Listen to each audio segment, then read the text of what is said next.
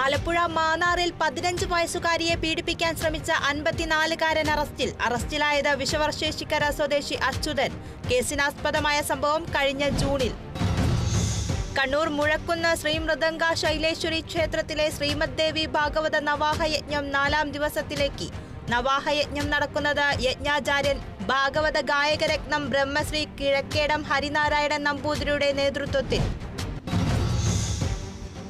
ആലപ്പുഴ മാന്നാർ ശ്രീ ഭുവനേശ്വരി സ്കൂളിൽ science on wheels ശാസ്ത്രത്തെ തൊട്ടറിയാമെന്ന പേരിൽ ശാസ്ത്ര പ്രദർശനം നടന്നു. വൈവിധ്യമാർന്ന നിരവധി ശാസ്ത്ര നിയമങ്ങളും പ്രവർത്തനങ്ങളും പ്രദർശനത്തിൽ ഉൾപ്പെടുത്തി. നിലമ്പൂർ സബ് ജില്ലാ സയൻസ് ക്ലബ്ബ് അസോസിയേഷൻ മുൻ സെക്രട്ടറി ടോമി എടക്കരയുടെ നേതൃത്വത്തിലായിരുന്നു പരിപാടി.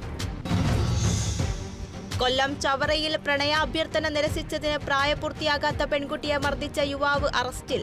തേവലക്കര കല്ലുവിളയിൽ അഖിൽ കൃഷ്ണയാണ് പിടിയിലായത്. സ്കൂളിൽ നിന്നും വീട്ടിലേക്ക് പോകുന്നതിനിടെ പെൺകുട്ടിയെ പ്രതി തടഞ്ഞു നിർത്തി മർദ്ദിക്കുകയായിരുന്നു.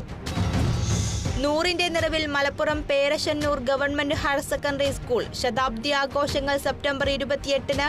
ആഘോഷ പരിപാടികൾ കായിക വകുപ്പ് മന്ത്രി വി അബ്ദുറഹിമാൻ ഉദ്ഘാടനം ചെയ്യും. തൃശൂരിൽ 14 വയസ്സുകാരനെ ലൈംഗികാതിക്രമത്തിനിടയാക്കിയ പോക്സോ പ്രതിക്ക് 35 വർഷം കഠിന തടവും 5,50,000 രൂപ പിഴയും. കോഴിക്കോട് പന്നിയങ്കര സ്വദേശി മുഹമ്മദ് നജുമുദ്ദീനെയാണ് ചാവക്കാട് അതിവേഗ പോക്സോ കോടതി കുറ്റക്കാരനെന്ന് കണ്ടെത്തിയത്.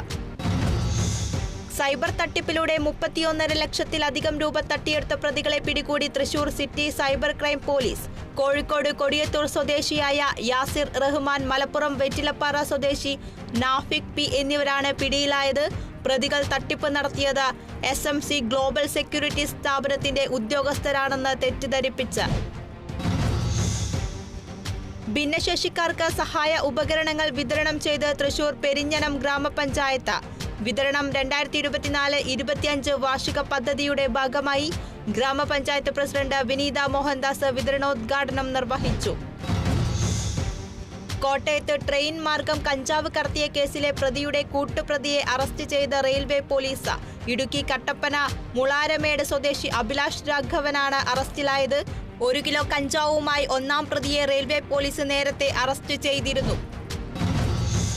കോട്ടയം വൈക്കം കൊടുത്തുരുത്തിയിൽ ഓട്ടോറിക്ഷ മറിഞ്ഞ ഡ്രൈവർ മരിച്ചു. മുട്ടത്തിപ്പറമ്പ് സ്വദേശി ജിബു മോനാണ് മരിച്ചത്. അപകടം അസുഖബാധിതയായ ഭാര്യ സുരമ്യയെ ആശുപത്രിയിൽ കൊണ്ടുപോയി മടങ്ങി വരുന്നതിനിടെ.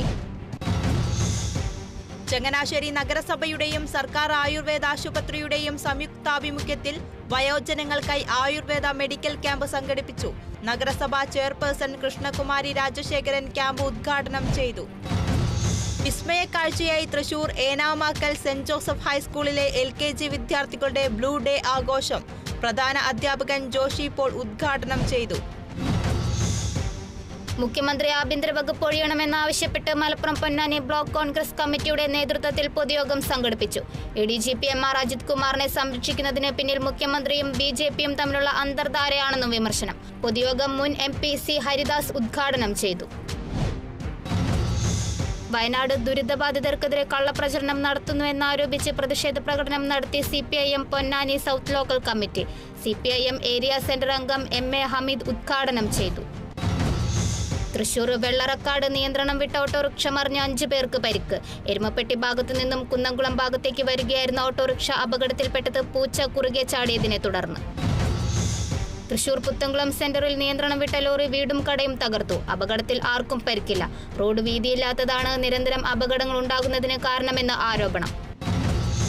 തൃശൂർ ജില്ലാ എംപ്ലോയ്മെന്റ് എക്സ്ചേഞ്ച് ചാലക്കുടി SH കോളേജുമായി സഹകരിച്ച് നാളെ മഹാതൊഴിൽ മേള സംഘടിപ്പിക്കും. 40ഓളം പ്രമുഖ കമ്പനികൾ പങ്കെടുക്കുന്ന ജോബ് ഡ്രൈവിൽ നിരവധി തൊഴിലവസരങ്ങളുണ്ടാകും.